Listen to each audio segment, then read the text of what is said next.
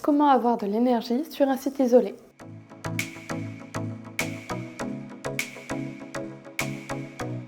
Lorsqu'on est isolé du réseau, la première chose à savoir, c'est qu'il est très important d'avoir plusieurs sources d'énergie à sa disposition. Pour deux raisons. Une seule et même source d'énergie ne peut pas répondre à la totalité de vos besoins énergétiques. Et en cas d'insuffisance d'une des ressources, il est très important d'en avoir une seconde qui puisse prendre le relais.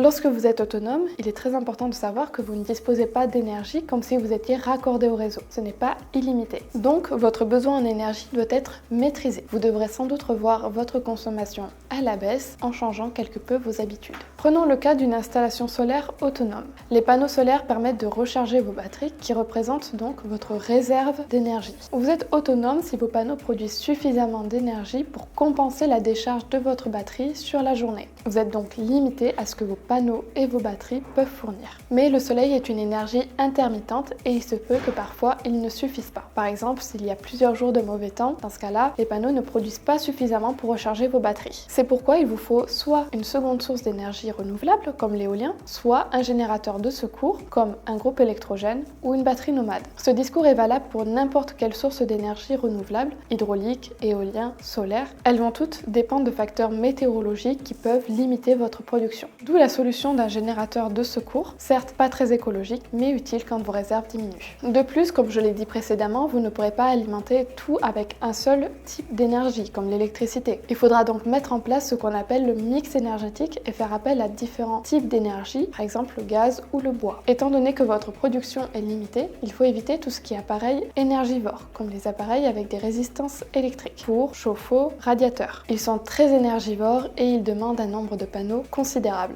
De même pour les pompes à chaleur. Le coût d'investissement serait colossal et leur forte dépendance au soleil problématique, notamment en hiver. Il est donc conseillé de se tourner vers des solutions au gaz ou au bois pour tout ce qui va être chauffage, cuisson et eau chaude. Four solaire, poêle, chauffe-eau gaz, chauffe-eau solaire. Beaucoup de solutions sont possibles. D'ailleurs, en parlant de chauffe-eau solaire, je vous conseille de regarder la vidéo ici. Mais pas de panique pour tout ce qui est consommateur modéré comme le frigo, le congélateur, la télé, les chargeurs, etc. Les sources d'énergie renouvelables sont parfaites, alors profitez-en, mais pas trop quand même. C'est tout pour moi aujourd'hui, j'espère que cette vidéo vous a plu. N'hésitez pas à mettre un like, vos questions dans les commentaires. Et sur ce, bye bye!